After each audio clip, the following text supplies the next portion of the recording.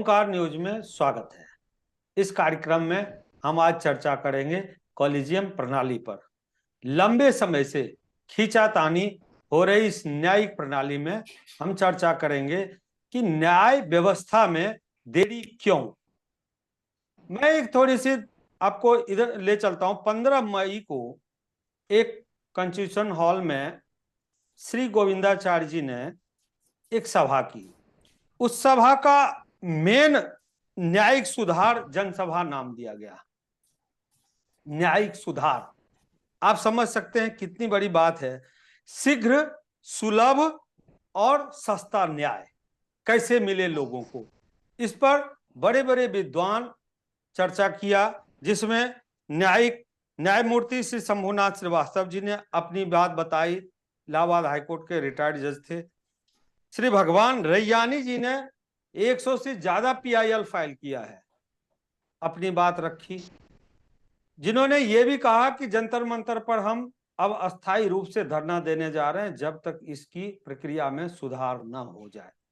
उसी बात को दोहराते हुए श्री राम बहादुर राय जी ने उनको संज्ञान में लिया और कहा कि इस न्याय मंदिर पे ही क्यों नहीं उसके दरवाजे पे धरना दिया जाए, जो हम जंतर मंतर पे धरना देने की बात कर रहे हैं, वहीं से सुधार होने की प्रक्रिया। और फिर उन्होंने भारत सरकार की कई बातें को उजागर किया और उन्होंने कहा कि सरकार ने जो इनिशिएटिव लिया उसमें सुप्रीम कोर्ट का क्या हस्तक्षेप रहा, वो सारी बातें उन्होंने दर्शाया। अब हम चलते हैं सीधा इस मुद्दे पर, कॉलेजियम प्रणाली है क्या। न्यायविद फली नरीमन ने कहा कि जजों का काम दूसरे जजों की नियुक्ति करना नहीं है। सर्वोच्च न्यायालय और उच्च न्यायालयों में न्यायाधीश की नियुक्ति पर समाधान खोजने के लिए भारत के कानून मंत्री एवं मुख्य न्यायाधीश के बीच बातचीत होनी चाहिए। उन्होंने कॉलेजियम सिस्टम में खामियों को भी उजागर किया, जबकि यह देखा गया है कि भारत में 1993 तक न्यायाधीशों की नियुक्ति राष्ट्रपति द्वारा मुख्य न्यायाधीश और सर्वोच्च न्यायालय के 2 अन्य वरिष्ठतम न्यायाधीशों के परामर्श से की जाती थी। 1993 के बाद यह सर्वोच्च न्यायालय द्वारा विकसित कॉलेजियम प्रणाली है, जो उच्च न्यायपालिका में न्यायाधीशों की नियुक्ति और स्थानांतरण पर निर्णय लेती है। अब हम बात करते हैं, हमारे साथ जुड़ चुके हैं श्री नीरज तिवारी जी, वरिष्ठ पत्रकार, और हाईकोर्ट के वरिष्ठ वकील श्री अरविंद कुमार पटेल जी। पटेल जी, आपसे मैं इस बात पे आज पूरी तरह से हम साधारण भाषा में जानना चाहेंगे कि ये न्याय प्रक्रिया में जब जब ऐसी 2 परिस्थितियां आई है, सरकार और न्यायालय, तब तब बीच में कोई हस्तक्षेप नहीं रहा। दोनों अपनी अपनी मौजूदगी दिखाते हुए, अपने अपने पावर का प्रयोग करते हुए अंततः क्या मिला जनता को। मैं सिर्फ जनता की बात करूंगा, इससे आगे कुछ नहीं। जो मैंने पहले भी कहा कि इस कार्यक्रम का मेन मुख्य है न्यायिक सुधार।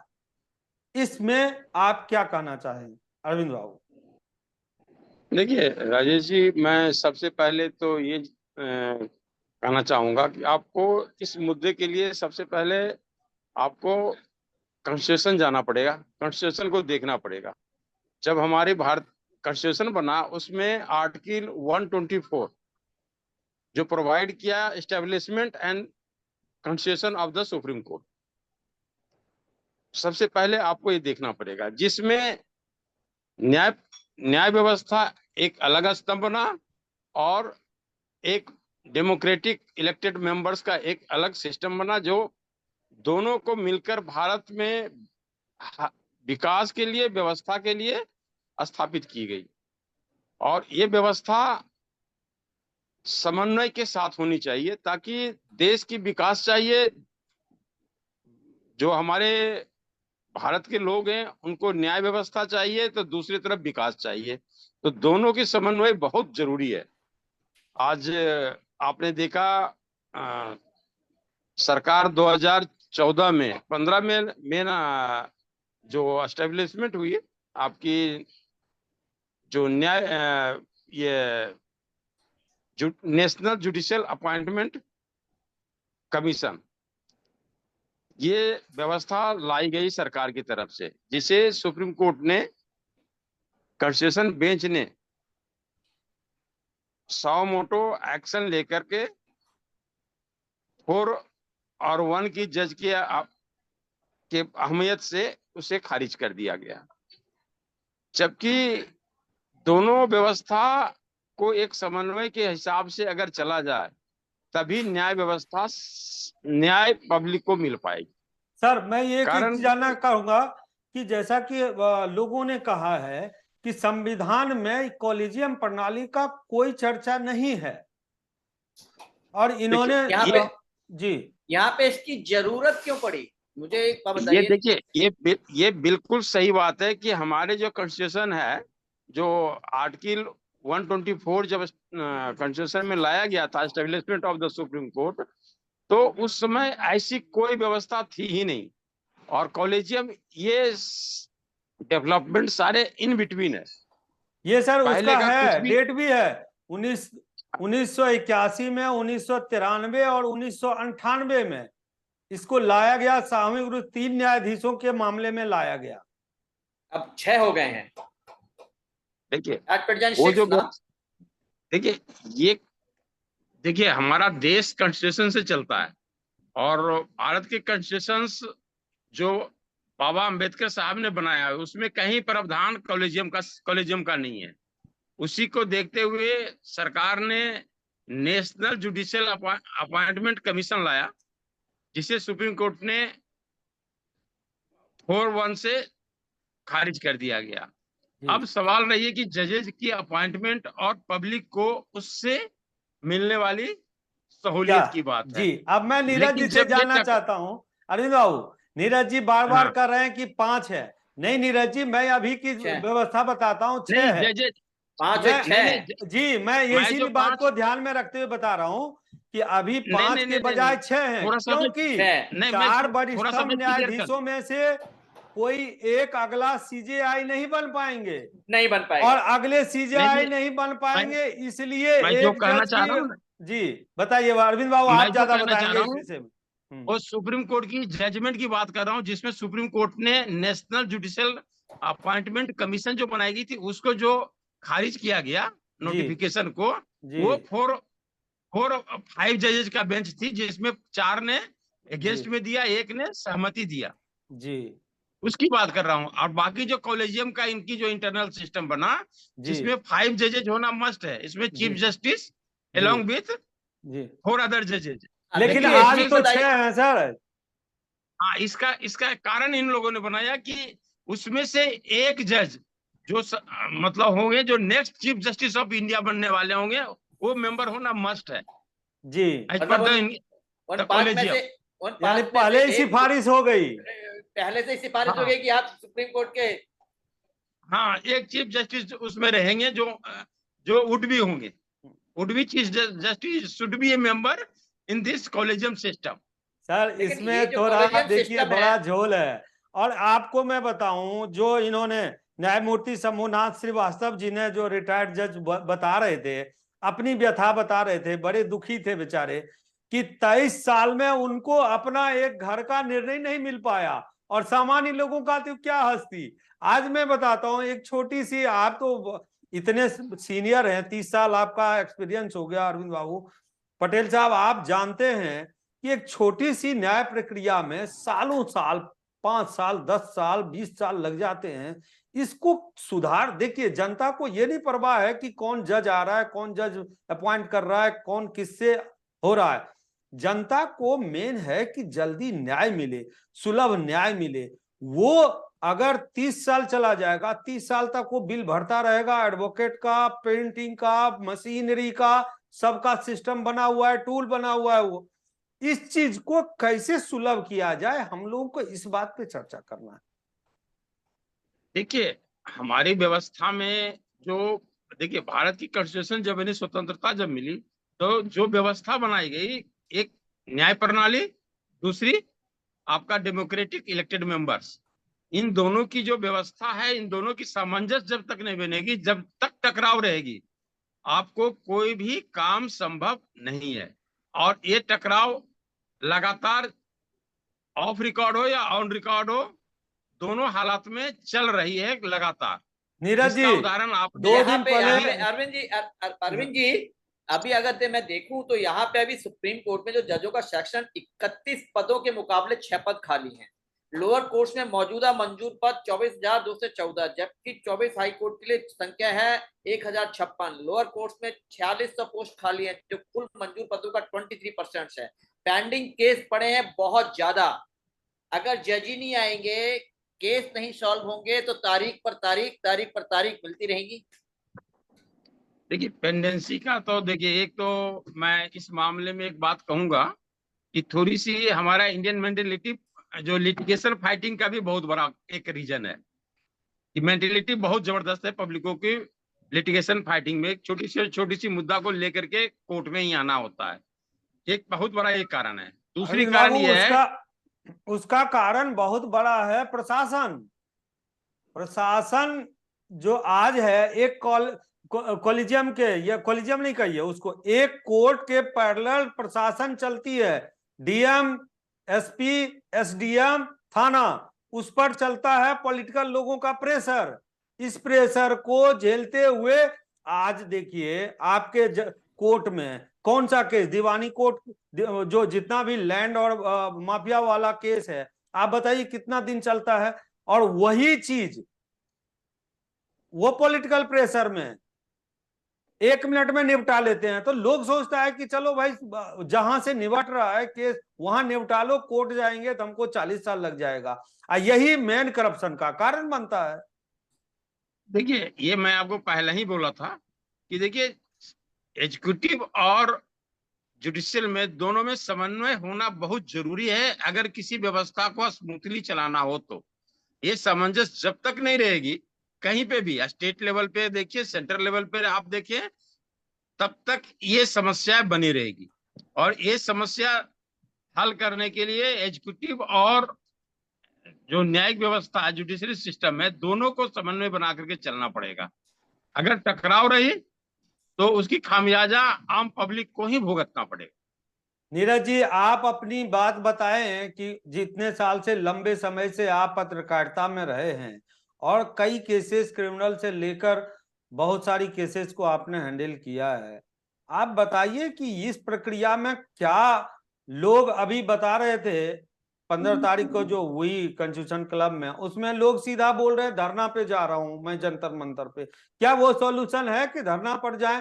दूसरे एक वरिष्ठ पत्रकार थे, उन्होंने कहा कि जंतर मंतर धरना देने के बजाय सुप्रीम कोर्ट के गेट पर धरना दीजिए। अब ये इस तरह की एक दूसरे पर ये लगाने का मतलब है कि आप कोई समाधान नहीं चाह रहे हैं।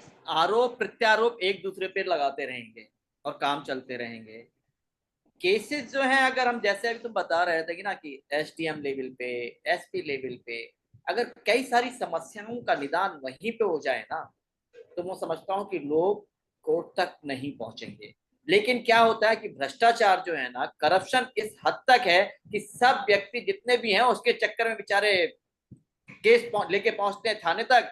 थाना कुछ करता नहीं है तो उनको एक ही चीज नजर आती है, वो नजर आती है उनको कोर्ट की। कोर्ट से उनको न्याय मिलेगा। कोर्ट से न्याय कब मिलेगा? जब व्यक्ति मर जाएगा। व्यक्ति मर जाएगा, उसका लड़का आएगा, लड़के का भी लड़का आएगा। मालूम चलता है कि 40-50 साल तक तो बेचारा केस लड़ता रहा, मिला क्या उसको? उसका पैसा भी गया। तो क्या सरकार उसके 40-50 साल तक वापिस देगी? क्या उसका खर्चे का पैसा वापिस देगी? नहीं देगी ना। तो सरकार कहीं ना कहीं, और ये सुप्रीम कोर्ट जहां पे हम बात कर रहे हैं धरने की, धरना आप चाहे जंतर मंतर पे दो या सुप्रीम कोर्ट पे दो, बात बराबर ही है। किसी को कोई फर्क नहीं पड़ने वाला। जिन्होंने अपने कान बंद किए हुए हैं वो कान बंद करके पड़े रहेंगे। आप ढोल बजाते रहिए, वो सोता रहेगा। फर्क नहीं पड़ने वाला कुछ। कैसे सुधार हो? नीरज जी का तो साफ कहना है कि कान बंद करके जिन्होंने बैठा है, सोच लिया, वो सुनने वाला नहीं है। अब जाए तो जाए कहाँ? ये बात तो मैं भी कहूंगा राजेश जी कि धरना प्रदर्शन ये कोई समस्या का समाधान है ही नहीं है।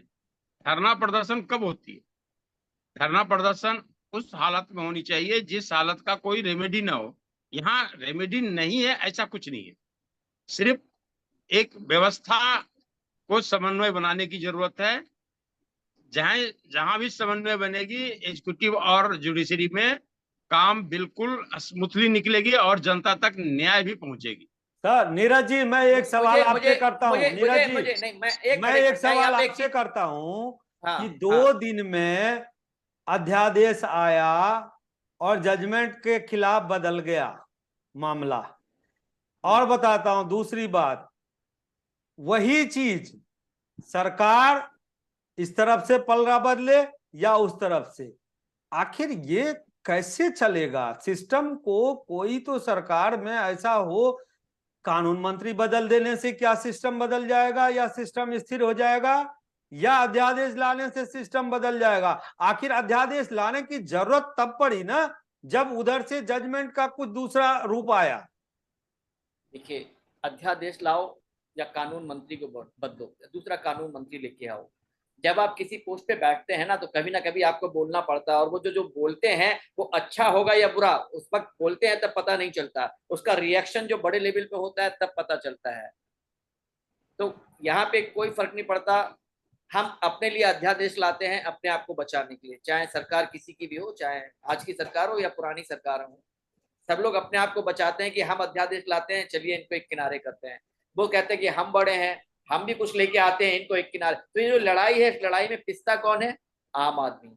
मेरा एक सुझाव है यहाँ पे कि अगर इस देश में जो महिलाओं के जितने भी केस हैं, उन महिलाओं के केस को सिर्फ महिला जज ही देखें और महिला जज जो है उनकी संख्या बढ़ा दी जाए, तो मुझे लगता है कि बहुत सारे केसेस जो है ना अपने आप ठीक ठाक हो जाएंगे। ये तो है अरविंद बाबू, ऐसा तो है, शायद महिलाओं की केसेस में महिलाएं ज्यादातर जजेज होती मुझे हैं। लगता नहीं कि ऐसा है।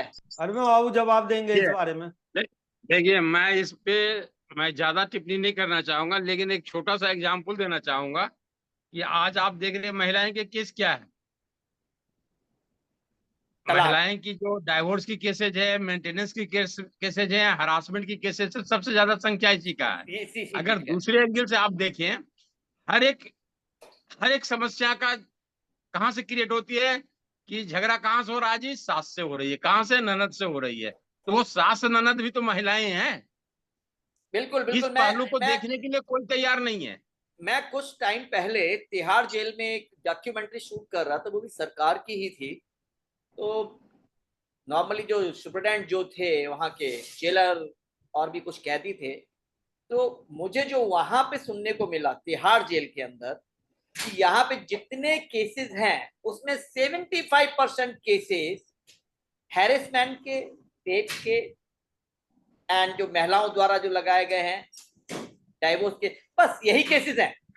75% केसेस में लोग अंदर थे तिहाड़ में। और तो प्रताड़ित डेफिनेटली कौन मुझे है? लगता पुरुष वर्ग प्रताड़ित हैं। अरविंद बाबू इस पर आप क्यों नहीं बोलते हैं?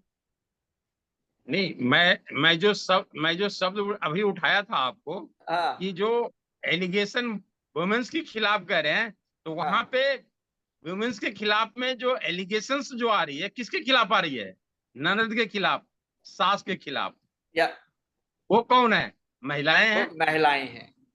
तो सबसे बड़ी बात है कि हमारी सोसाइटी में अपने आप को उठाना, सबसे समाज को उठाना सबसे ज्यादा जरूरी है। अरविंद जब बाबू तक अब आप हम मुख्य समाज को मुद्दे पे जागृत नहीं आते हैं। करेंगे। मुख्य मुद्दा हमारा है सुलभ और सस्ता न्याय कैसे मिले लोगों को। देखिए, न्याय व्यवस्था के लिए आपको न्यायालय में ही मिलेगी, और न्यायालय जब सुचारू रूप से 10 बजे से 4 बजे तक चलेगी तभी मिलेगी। कारण कि आजकल अगर आप देखें, कोर्ट की प्रतिक्रिया में थोड़ी सी तो लापरवाही है, इसमें कोई शक नहीं है। जब तक कि आपकी टाइमिंग है 10 बजे से 4 बजे, तो 10 से 4 बजे तक आपको काम अपनी ईमानदारी से करना चाहिए। जब तक कि आप काम नहीं करेंगे 10 से 4, तो निपटारा केस का किस आधार पे होगा? अगर आप कई कई एक जगह आप देखते हैं तो इसमें काफी खामियां हैं। लेकिन वो खामियां क्या हैं? आप गिनाएंगे खाम खामियां किस तरह की हैं? खामियां मैं बताया ना आपको, कि आपको 10 से 4 बजे जो टाइमिंग है, अब आखिर खुल 10 के से कैसे 4 बजे बोलेंगे तक नहीं नहीं काम नहीं नहीं वकील नहीं नहीं, करेंगे साहब? तो मुझे निपट मुझे जाए। मुझे मुझे अरविंद जी यहाँ पे मैं रुकूंगा। खामियां सिर्फ 10 से 4 की नहीं है। खामियां 10 से 4 की नहीं है कि 10 से 4 में वकील आते हैं, जज आते हैं, जज साहब लेट आते हैं या कुछ करते हैं, कुछ टाइम जाता है। खामियां कहीं और भी हैं। खामियां देखिए, करप्शन मुझे लगता है करप्शन सबसे बड़ा मुद्दा है, चाहे वो न्यायपालिका हो चाहे कार्यपालिका हो, करप्शन वहां पे भी है। अब एक जज देखिए, को एक मैंने जो सुना है कि एक जज अगर सुप्रीम कोर्ट में एक जज व्यक्ति बन जाता है तो उसकी सास पूछता है बैठ के खाती है। क्या ये सच है? देखिए अभी आपने देखा होगा, एक सुप्रीम कोर्ट ने एक उत्तर प्रदेश के जो जज साहब थे उनको ट्रेनिंग में भेजा, ठीक है ना। कुछ खामियां रही होगी तभी सुप्रीम कोर्ट ने उन्हें जुडिशियल ट्रेनिंग के लिए भेजा गया। एक सेशन जज, मतलब समझिए डिस्ट्रिक्ट जज हैं, उनको भेजा गया। तो ये लापरवाही, इसको आप जिस तरह से एंगल से लेंगे, हम तो लापरवाही कहेंगे, कारण कि हम जुडिशियल पर्सन है, कनेक्टेड है, तो हमने खैर ऐसा सिस्टम करप्शन का तो मैं नहीं कर सकता, लेकिन चलिए एग्जाम्पल तो है, उस पर डिनाइड नहीं किया जा सकता। कारण कि नीरज कई एक जी, एग्जाम्पल है जिसपे आज कुल मिलाकर यह हम लोग समझ रहे हैं कि खामियां सिर्फ जनता को ही दिया ना जाए कि वो चाहते हैं कि इसमें लंबा प्रक्रिया हो, ये हो, या करप्शन। देखिए, करप्शन एक ऐसा रोग है जो हर जगह व्याप्त है, चाहे वो प्रशासन हो या विधि व्यवस्था हो, हर जगह है। लोग परेशान हो चुका है। इस परेशानी से निजात के लिए सरकार और न्यायालय को एक निर्णय लेना ही पड़ेगा कि इसको सुधार के लिए सस्ता सुलभ न्याय कैसे मिले जनता तक। हम बात को यहीं विराम देते हैं नीरज जी। छोटा सा एक शब्द आपसे जानना चाहेंगे कि आप इस पर मुंबई से लेकर आज नॉर्थ ईस्ट तक का क्या आप देखते हैं कि इतना जल्दी न्याय प्रक्रिया में सुधार हो पाएगा? मुझे तो नहीं लगता इतनी जल्दी सुधार न्याय प्रक्रिया में नहीं हो सकता, क्योंकि देखो न्याय प्रक्रिया जो है, न्यायिक और कार्यपालिका जब हम बात करेंगे ना, जब तक दोनों का तालमेल नहीं होगा, जब तक दोनों साथ में बैठ के बात नहीं करेंगे, जब तक सारी चीजें समक्ष नहीं आएंगी, तब तक किसी भी चीज में प्रोग्रेस नहीं होगी। जज नहीं बढ़ेंगे, और भी जज बढ़ जाएंगे तो चलो ठीक है, लेकिन उससे भी जज के नीचे भी 10 लोग होते हैं, है ना, वहां पे भी लोग नहीं आएंगे, वहां पे भी साउथ खाली में पद पड़े एक हुए। ऐसा प्रमाण है अरविंद बाबू, आपको तो मालूम होगा, साउथ में जज साहब ने लिखा कि हमें भाई वो तनख्वाह बढ़ा दो, तो इन लोगों ने, सरकार ने जब बंद कर दिया तो उन्होंने स्टाम्प ड्यूटी से अपना तनख्वाह मैकअप कर लिया। तो क्या ऐसा भी निर्णय आना जरूरी है क्या? मतलब देखिए पैसे हर ये किसी को जो चाहिए। ये सारी व्यवस्था से समझिए कि न्याय मिलने वाली बातें, ये सब संभव नहीं है। और तनख्वाह किन्हीं की अपनी अपनी विचार है, उस पर कुछ कहना मुश्किल हो जाती है। लेकिन जहां सवाल है न्याय व्यवस्था की, तो न्याय व्यवस्था इन चीजों से हल नहीं है। नीरज जी, आज हम चर्चा यहीं विराम देते हैं। सस्ता सुलभ न्याय कैसे मिले लोगों को, इस पर विचार विमर्श करना जरूरी है कि इसमें सरकार और न्याय व्यवस्था को सुधारने में दोनों का समन्वय जरूरी है। ओंकार न्यूज में आज इतना ही। नमस्कार।